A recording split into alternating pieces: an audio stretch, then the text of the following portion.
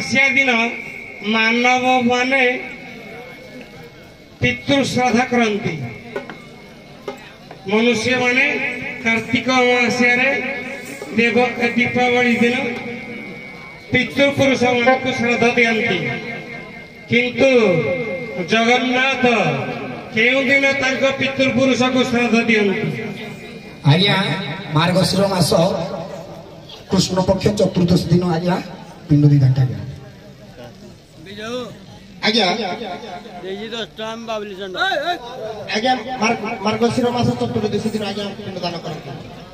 मार्गशीर मास चतुर्दशी अमावास्या एवं प्रतिपदा 3 दिन जाक तांकर पितृपुरुष को श्राद्ध दियंती। आज्ञा चलो पछकु चलो।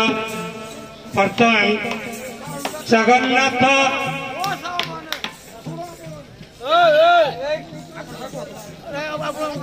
जगन्नाथ मौसी घर को जानती।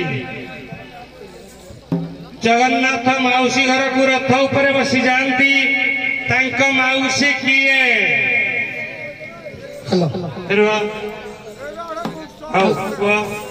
आज्ञा ठाकुर मौसी अर्ध शोषणी अर्ध सेने